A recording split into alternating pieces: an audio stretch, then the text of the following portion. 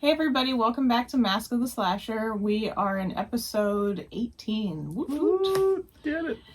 And old enough to smoke. Old enough to smoke, buy some porn. Yep. And die for your country. Shut up.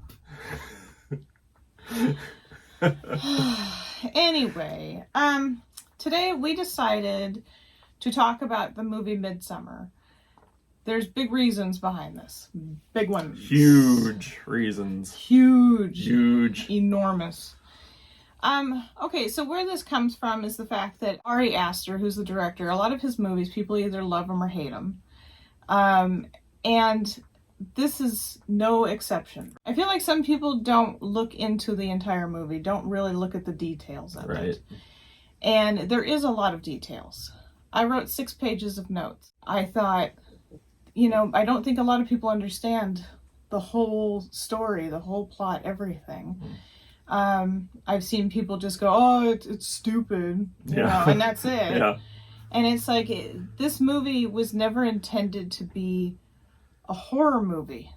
I don't really feel like it totally falls into horror. I'd say it's just as much a horror movie as Wicker Man. Yeah. Which obviously it drew some inspiration from that. Yeah. Falls under the folk horror category, in my opinion. It's not blood and guts. Oh no! Wow. There is some. There's some, but it's not constant. It's not slasher blood and guts. And that makes it more shocking, in my opinion. Because when you're not seeing it very often, and when you do see it, it's like holy shit. Mm-hmm. Absolutely. We saw this movie when it came out in the theater. It came out on June 18th, 2019. So at the beginning of what we refer to as the shit show. But we went and saw it, and I think I was in shock after I watched it. Yeah.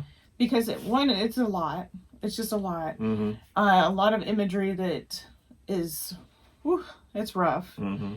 And I was trying to just wrap my head around the whole entire story. Right. And I feel like this is what happened to other people that watched it that don't understand, is that it was so much, but they still didn't want to look at the details. Everything is so overly explained. Yeah. And in this movie, it's not. You have to kind of read between the lines on things and notice, what's happening.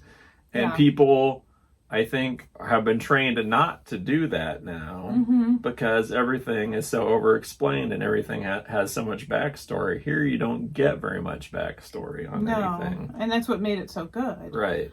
Is that you actually had to use this thing we call a brain. Right. Which is nice to have to use it. I mean, there's sometimes I definitely want some mindless bullshit to watch. Right. But this wasn't it. No. And, I kind of go back, because there is so much symbolism in this movie, I go back to the time that I first watched Pink Floyd's The Wall. Oh, yeah. And I was in high school when I watched it, and we happened to be discussing symbolism in, I don't know, English class. I don't know. Right. I hated school. Anyway, it's one of those classes. We were talking about symbolism, and so I had to draw something or whatever, have some form of symbolism, and I used the 2 hammers, the 2 crossed hammers, and the teacher was very put off by what it actually meant. And I'm like, of course. Well, I'm not a Nazi. That's not what it, But I think that's what people need to do, is maybe go take a refresher and go watch Pink Floyd The Wall so you can see symbolism again. Right. In a much cleaner form. Right. And I think that would help, because I think people just don't want to look into those details. Well, right. There's all these big movies that come out now are just hitting you over the head constantly with action and backstory and origins and explanation of everything. Yeah. And this movie, Midsommar, kind of goes back to, when we were younger, us old folks, when not everything was being explained and you weren't constantly being hit over the head with stuff, Exactly. It's just not everything needs to be handed to you. You got one, use it, figure it out. You know what I mean? Yeah. And I don't think it's that people don't want to do it necessarily. Well, some don't want to, but also we've been trained not to have to do it. Yeah. By mainstream films, in my opinion. Well, and our attention spans have been shortened because of the internet. Right. And social media and whatever. This was an article I had to read when I was back in school in like 2011. There was an article about how people's attention spans have been shortened significantly. We all have an attention span of a fly now, apparently. And that was 2011 that was written. Mm-hmm. How many years later? And it's only gotten worse. Oh, absolutely. I wanted to go over this movie to kind of give more of an explanation of the movie itself, the plot, the things to watch for. And I want to say this is probably either 5th or 6th time me watching this movie, and I still caught more things. Mm-hmm. So I thought that was pretty interesting, you know. I was like, oh yeah, and it's because I had to sit there and focus on it and write notes about it that I got to see those things. I was going to say, you pointed things out to me that I never noticed and probably wouldn't have if you hadn't pointed them out. Exactly. Florence Pugh, as we all know, this was where she got her start, essentially. Well, yeah. This was what gave her her name, right, you know, and right. the fame that she now has, which is fantastic. I was very happy that she made it into other things. Yeah, she was great. Yeah. So she plays Danny. And I'm not going to go into the other actors and their backstory. I don't care about them. Yeah, I mean, she's clearly the focus of it anyway. Exactly. That's what matters. So, but her boyfriend in this, his name is Christian. And then there's one other gentleman. His name is Pella. He is essentially an exchange student at their college that they go to. He's just part of the Christian's friend group. And that consists of 4 of those guys. So one guy incredibly obnoxious. Yeah. I think he's obnoxious in other things that he's been in too. I don't know. He reminds me of that horrible kid that's in Toy Story that mutilates all the toys. Oh, yeah. He looks like him. He totally does. Reason. So, to start this movie, Danny seems like she's just a lot to handle. Right. She's just one of those girlfriends that you're like, oh my God, she's so overbearing and so whatever. And they set it up that way on purpose. Mm-hmm. But in the beginning of the movie, she is noticing that Christian is kind of distant, and you see that he's lying to her on the other end of the line when he's talking to her on the phone, things like that. Right. He's just kind of he's a dick. He is, yeah. He's definitely a dick. Yep. And she ends up losing her parents and her sister to a pretty horrible, essentially a murder-suicide. Yeah, it's a murder-suicide, yeah. And it makes me nauseous when I watch it. Mm-hmm.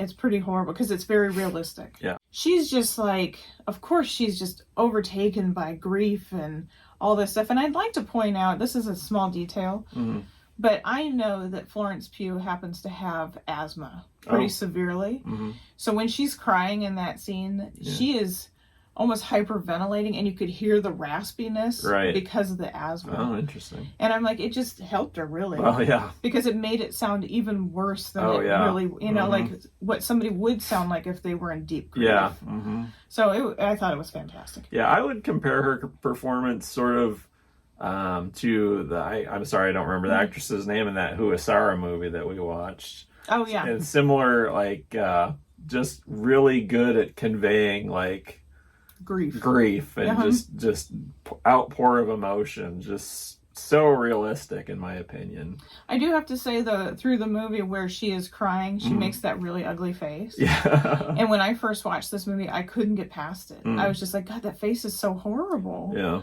But I've since, obviously come to terms with it. Right. She even dressed up in that outfit for Halloween one year. There's a picture of it online, and she's making that face, which I think is great. Because she knows. Right. She knows it looks weird. So anyway, here comes symbolism. All right.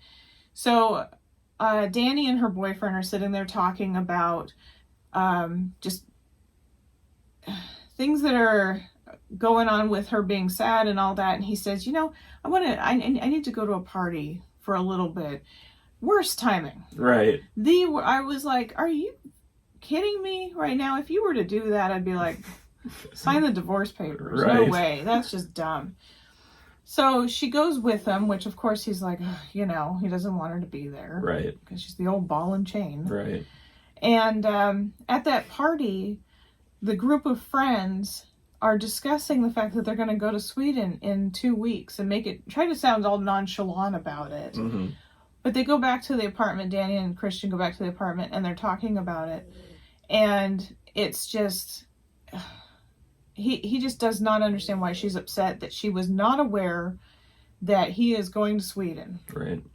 So, but when you're watching this movie, after you've watched it, as many times as we have, look in the background of these movies. This one in particular, a lot of the artwork, mm-hmm. You start to see the truth in things. Mm-hmm. When she's laying in bed in the beginning, when she first wakes up from that nap, there is a painting behind her that is a little girl in white and an enormous bear. Mm-hmm. And I didn't notice it till this time because it's just not what I was looking for. And I'm sure most people have seen this movie, but if you haven't, that comes into play at the end of the movie. Yes. I think we can do spoilers on this one. It's his demise. Yeah, exactly. Is at the very beginning. Yeah. So fast forward, Christian reluctantly invites Danny to go to Sweden with everybody. And it's to, he's such a weenie. Mm-hmm. He wants to break up with her, but then he says something to his friends along the lines of, but what if I want to get back with her? Which is like, once you break up, that's it. Yeah. You're done. Yeah. So they go on the trip, and they're on the plane, and she has to go into the bathroom and just have another cry sesh. Right. As you would expect. As one would, yeah.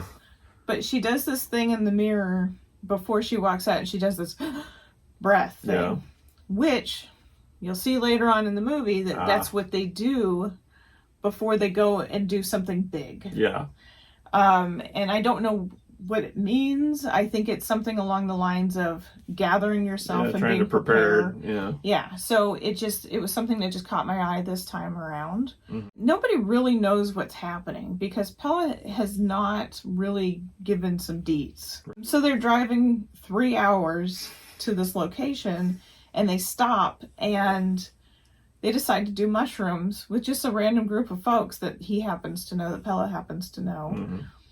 And you start to see more symbolism in it because they discuss how the trees are breathing and things like that. And you start to see where the grass is growing through Danny. I think it's either her hand or her foot. I can't remember. And you see that again later on. Right. So it's like she's becoming part of what is happening. Right. Symbolism. Anyway, so they continue on, but they have to hike the rest of the way in. Right. Which is weird to me. Maybe it's so they keep the car away from them. Yeah. Mm-hmm. Maybe that's what it is. They are invited into this group, and they're chanting and all this stuff, and it's very beautiful. So you start to see where Pella is giving great sympathy towards Danny. He even, at the apartment, before they even left, he showed his sympathy to her about her loss of family and whatever. And of course it took her back, because it's a lot. Yeah. But he continues to just be very caring. Yeah. Very excited that she's there. Right. And it's not, you see it a little bit when you first watch it. I didn't notice it that much, but I was like, oh, maybe it's just like because it's a foreign thing, a different body language, different, but yeah, you start to go, oh, okay, something. Pella hands Danny a picture of her as the May Queen, and it is also Danny's birthday, and Christian has forgotten about it. Right. So that's what Pella was giving her the picture for. Right. And he later conveys to Christian, hey, douchebag, you forgot your own girlfriend's birthday. Right. Eventually they get shown their sleeping quarters, which is just a big, huge building and a bunch of cots in it, and very communal, which is weird for me. I couldn't handle that, I don't think. When there's a baby crying the whole time. A lot. But in that, it's absolutely beautiful. The whole entire inside of it is painted in great detail in like a Scandinavian design. And there's murals all over, once again, showing how shit's gonna happen. Yep.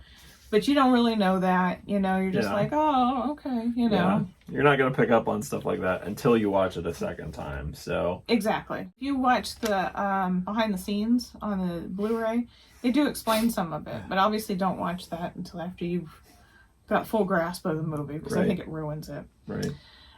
During this trip also, another member of the commune, he brings in a couple people too from London. Mm-hmm.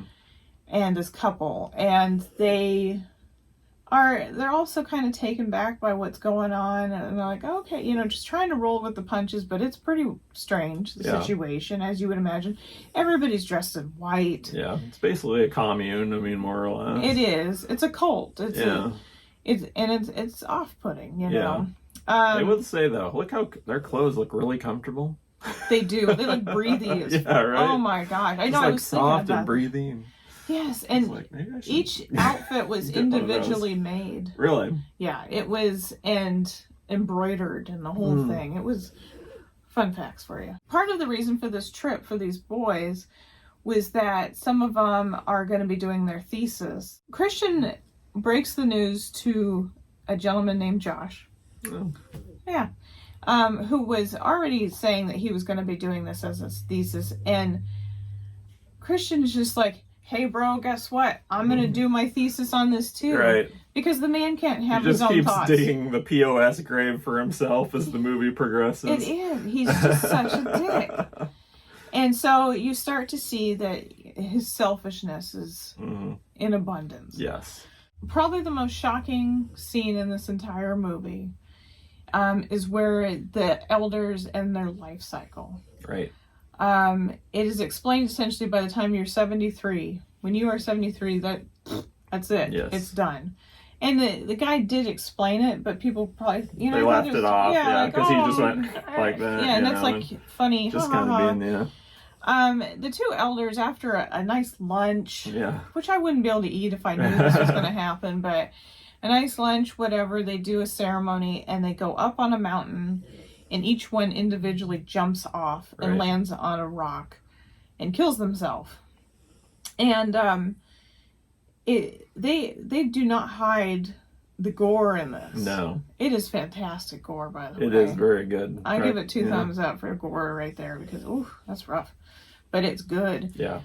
Especially when the gentleman who's second, when he jumps, he doesn't quite hit the rock correctly. So they come over with an enormous wood hammer and smash him in. But that's not enough. Then 2 other people have to come over and do it again. Everybody gets a whack. It's like a whack-a-mole. It's called whack-an-old. Yeah. That part is shocking, and it feels like it's pretty far into the movie at that point. Mm-hmm. And I think that just makes it all the more shocking. It's just, you know, I've started to appreciate these slow burn movies a lot more lately, and I really appreciate that they held off on anything happening. I also like the fact that it happens in broad daylight too, you know, because so many horror movies, everything happens at night, and it's like, here it's like, no, this horrific thing is going to happen in broad daylight. Exactly. You're not safe during the daytime. No. You know. Well, and it's only daylight the whole entire movie. It's just like Alaska, where it's just continual sun for so many days. Right. Once again, here's some symbolism for you. These 2 elders that killed themselves to end their life cycle, of course, it's going to remind Danny of her parents. And they should have warned her of this. Right. I think that was a kind of a dick move. Right. Also somewhat intentional. Right. Like it was almost just a finality for her in a sense, you know. So she's pretty upset, wanting to leave, as one would. And so she goes back to the cabin, the big communal cabin thing. And Pella follows her, and he explains to her that he lost his family when he was a child to a horrible fire, which makes me suspicious. Yeah, I was going to say, I wondered if his parents were sacrificed in the little, you know. That's what I'm thinking, too. During one of the rituals. Yeah, because the fire thing is, you know, it's awfully weird. Anyway, so he says he's basically raised by this family. And that is going to come into play later for Danny, because she has nothing left. Her sister and her parents are gone. Her boyfriend's a dick. Right. These friends are nothing. They're not her friends. They're not her friends. They're just her boyfriend's friends. Yeah. At one point, they do discuss. Basically, it's a book of I don't know. It's almost like a diary. Yeah. Of what has gone on and whatever. And a person named Reuben, who is unfortunately severely deformed. Yeah. Apparently, it was a product of incest. So that is explained that, oh, this is why we kind of bring some inside people from time to time, and whatever. Still, this group is not putting this together. Right. But as this goes on, some folks start to disappear. Yes. The people from London, they want to leave because they're very upset about the elder thing. So people just start falling off. Yes. And it's a little, And it's fine because honestly, it's just like ugly American after ugly American. That's what it's like. It's just like, yeah. Well, and that couple, I think it was one of those things where it's like, well, what are we going to use them for? She can't be the May Queen. Right. Yeah. Those two, I wonder if those two, they were not American. Yeah. And I think they were brought as sacrifices, but also the fact that they seemed to be the ones that were likely to inform the authorities of what was happening had they been allowed to leave, That's exactly, they stopped them. Yeah. And once again, Christian is an idiot, but they're discussing the two people from London who disappeared now, and the other two friends that came with him, Josh and the annoying redheaded guy. Mm-hmm. And he's just like, well, whatever because the book goes missing. Right. I don't know why it goes missing. I think that was just an excuse. Yeah. But he's just like, well, if they did it, I'm sorry, I have nothing to do with them. And it's like, once again, selfishness. Mm-hmm. So at this point, it's like the final ceremony, the big enchilada, and all of the women are given this tea that has mushrooms in it. Right. Definitely what's going on there. Yeah. Very strong ones at that. Mm-hmm. And they have to do the maypole dance, minus the ribbons. Right. Which is probably because it's a lot less confusing to not have ribbons in this thing. Yeah. And that whole part was pretty, I felt like it was a lot more intricate as far as how they were moving around and stuff like that. Yes. I think ribbons would have gotten really... That's what I'm saying. It would have just been really difficult to use. It would have been a mess. But you know what I noticed is when they were handing the tea, they had two big containers of it. And they just gave a little tiny bit in each glass, which is probably a good thing for them. It just reminded me of Jonestown. Oh, yeah. Mm-hmm. That's where I saw a connection with it. So I thought that was awfully symbolic in that sense because that was also a cult. Mm-hmm. So just one of the don't drink the Kool-Aid. Right. And that whole thing. I think that's where I got a connection from it. The girls are doing the May dance, and essentially whoever wins becomes the May Queen. It's basically whoever lasts through the longest amount of dancing. Right. Whoever has the best cardio. Yeah, exactly. So now, obviously, this was fixed. Yeah. This was definitely fixed. It was like, oh yeah, this is, she just happened to win. Yeah. No, not son. Yeah. It was all planned. It was all planned. But at the same time, Christian is also given, obviously not the same beverage. Right. But he doesn't think that it's going to be, different. And they just say something along the lines of, because he was like, oh, what is this? Because he's an idiot. It breaks down your defenses. Yeah.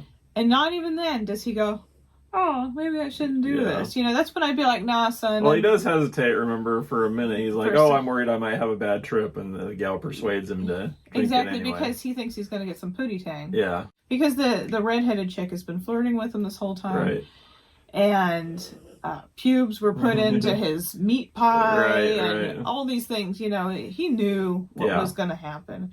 And so during all this, he gets invited to another cabin. And he is, at this point, he can't even talk. He's just out of it. He's totally out of it. And he's sort of reluctant, but at the same time, he's just so out of it, he just follows along. And Danny, of course, notices this and is very suspicious of it, which she should be. Right. But also, I'm just kind of like, yeah. See you when I see you, you know. So anyway, he goes into a cabin, and he is there to meet the red-haired chick who is ready to have sex. She is at that age where she can have sex and start to procreate. Right. So he is the sperm donor. Yep.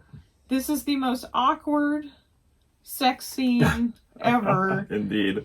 I don't even think people who are swingers would be like, yeah, this would work out for me. You're in a room, chick is laying on a bed of flowers, which I think probably would poke you. Right. I can't imagine that. It would get like a flower up your ass. Not comfortable, yeah. No.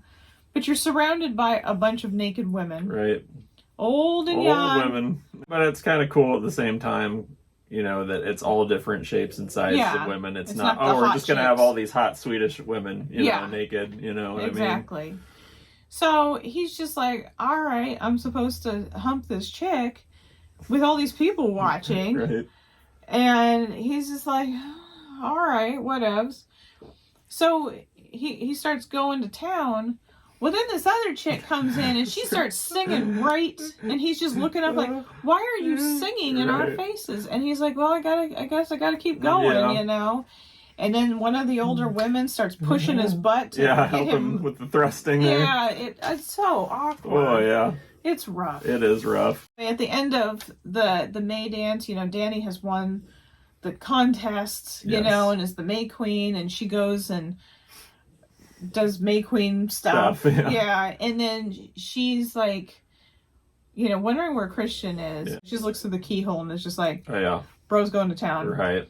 She's very upset. After Christian was humping the chick, he went running. Oh, that's right. Naked. Yeah, and he found the English guy had been blood eagled in the that was bananas. In the chicken coop. It almost looked like he was still breathing through the lungs. Yeah. I was just like, oh my God. Yeah. But somebody blows something in his face, and it basically just makes him completely incapacitated at this point. Yep. He's just a vegetable now, and just can only think. Yeah. And watch, and that's it. No communication, no movement, nothing. Yeah. Yeah. So anyway, of course, he's offered up as a sacrifice. Right. And they put him in a bear suit. If you haven't seen the bear suit, you got to see it. That's pretty gross. And so there you go. That painting at the very beginning of the little girl and the big bear. Mm-hmm. There he is. Yeah. He's in the damn bear suit. And one thing I noticed about the end of the movie, or getting towards the end, is how it flips from Danny being the odd one out to him being the odd one out. And their use of color in that, and everybody else is wearing white, and he's wearing all blue, I believe, at that point. Yeah. I thought that was interesting. It was. They definitely alienated him. Yeah. Like, they didn't invite him to lunch necessarily before the sacrifices. He was just like, I guess I just sit here. Right. And so he sat down, and he was asking what was going on or something, and this guy was just claps in his face. And it just, if you've ever been on any form of psychedelics, if you do something in somebody's face, it will totally change their trip. Right. Another fun fact. So that's what happened with that. Anyway, so all the sacrifices get rolled into the... Well, I think it's important to mention that Danny has the option to spare him. Oh, she does, yeah. And she's just like, nah. No, and she doesn't, because they say... Oh, sorry, go ahead. I was going to say, all these damn flowers are so heavy, she can't move. Right. And I was just going to say, they give her the choice of, well, we can offer Christian up for sacrifice, or we can offer Torbjorn, Honorable Torbjorn, up for sacrifice. And there's no way you can sacrifice a guy named Torbjorn, because that's just such a cool name. Who was Torbjorn? Was he anybody? He was just one of the group. Oh, okay. Yeah, I don't think he played any significant role throughout the movie, really. He wasn't the guy that brought in the two people from No. Okay. So, but two people from the group actually did offer themselves up, because there has to be so many sacrifices for whatever reason. 9, I believe, was the number. Well, and it was 9 days, right? I think so. Yeah. Of this whole festivities and all that. So, they all get rolled in there on wheelbarrows. Yep. Put on some hay, because it's flammable. Yep. Anyway, he's in a bear suit inside of this thing. Cannot move, can't verbalize. they offered the two guys that said, oh yeah, we'll go in and do this. They offered them some painkiller. It did not work. Did not work, no. But they sure as shit did not offer Christian anything. Right. I mean, he just had to suffer and feel everything. Right. And whew, that's a lot. And I thought it was interesting they refer to I think they're referring to the bear as the terrible beast, but really I think we all know that it's Christian that's the terrible beast throughout this movie, you know? Exactly. Symbolism. Yep.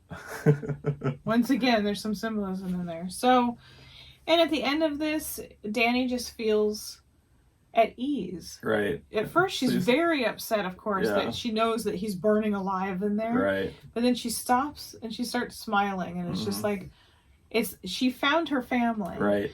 The same way that Pella found his family. Right.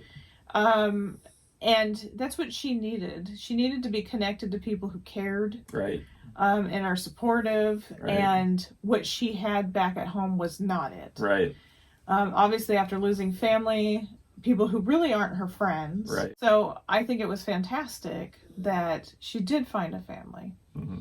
There is a part in there that I noticed, though, before the sacrifices, they zoom in on Danny, and she has two different colored eyes. I know, yeah, we talked about that. And the only thing I can think of is because her eyes are hazel. Right. But I have to really pay attention, but I feel like everybody else in the group are blue. That's why I was like, her eyes turning blue because she's joining in this group. But at the very end, when she's happy... Mm-hmm. They're both back to hazel. Oh, okay. So it's kind of like she's happy with herself. She doesn't, maybe her shit will turn blue eventually. Right. Who knows? They'll give her some contacts. I don't know.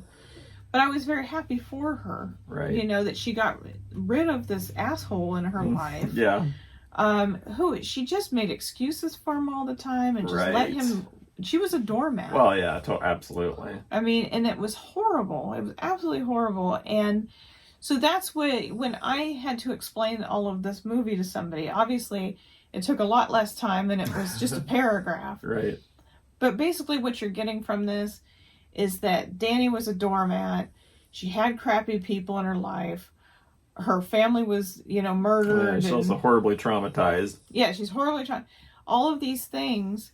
And she goes into a place that she's not aware of, but she's very respectful to them, unlike all of the rest of the friends. And they're so empathic to her. Yes, also incredibly in return. Yeah, and it's wonderful. So it was a good turnout for her. It worked out great for her. Yeah.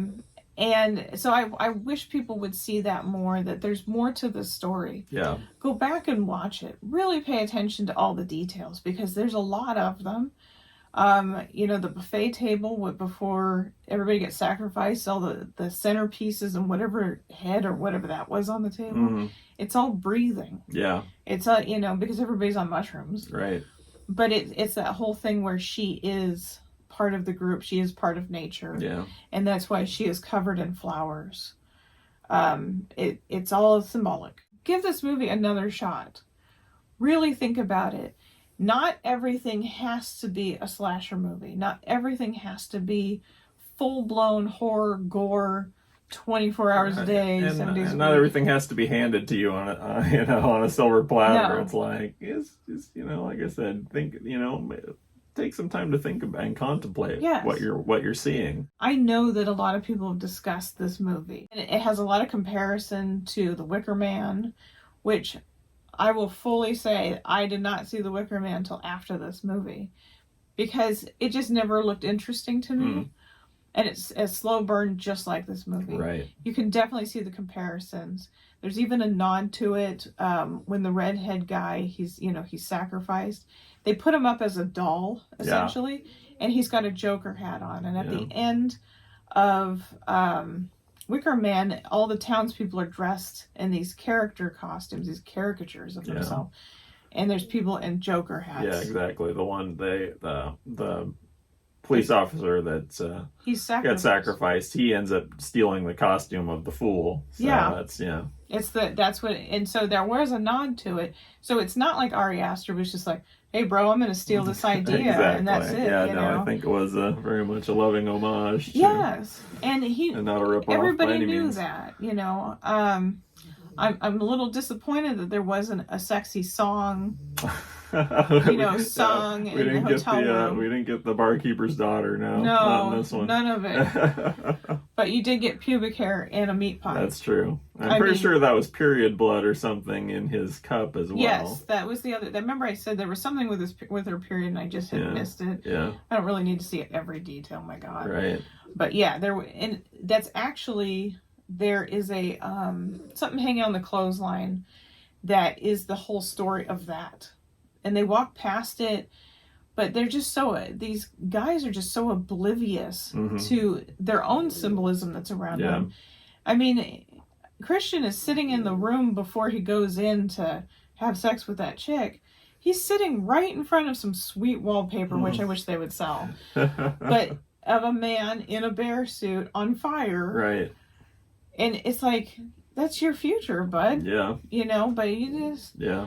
So... but symbolism is in a lot of movies. There's a lot of details that people don't pay attention to. Everything has a story behind it, and it doesn't have to be told, as we've discussed. There's just more to it. Right. And that goes for any movie. Now, I will say, we will eventually discuss Hereditary. Josh hated it. Sorry. But we're going to discuss it in the same sense of this, you know, the symbolism that's going to be in it, all of those things, and see the details, because I really want Josh to watch it again, because he falls into this category where he's only seen it one time and then just wrote it off. And I've seen it a couple times, and there's just more to it than what I think he's seeing. So we're going to test that water. But we've also tested with Ari Aster. He came out with a movie called Beau is Afraid. Nope. Never again. And I want you to know that when we saw it in the theater, I really sat and paid close attention to it. I never once was like, oh, never. I was like, let's see what the symbolism is in this. Let's see. And there definitely was. But what ruined it was the ending. And I'm not going to give that one away. You waste your own time on that movie. God, or don't. Yeah. It's just, I think that's just what it comes down to, is you got to think about what all these movies actually mean, you know, and not have somebody spoon feed the answers to you. Anyway, we're going to wrap it up, but next week we're going to talk about the tale of two Candymans. Woo. The old and the new. We're going to do some comparison. It's going to be a lot of fun. So we look forward to seeing you guys join us again for that one. Yes, absolutely. In the meantime, be sure to like and subscribe. Yes. We see how many people watch the videos and don't subscribe. That's right. Does not hurt you at all. That's right. And if you're not subscribing because you don't like something, tell us. Yes. Let us know how we can get better. Exactly. We need to have answers too. So let us know what's going on. And share. Share the video. Yeah, if you do like what we're doing, share it, please. Yes, please, please, please. Anyway, we'll see you next week. Right. Bye.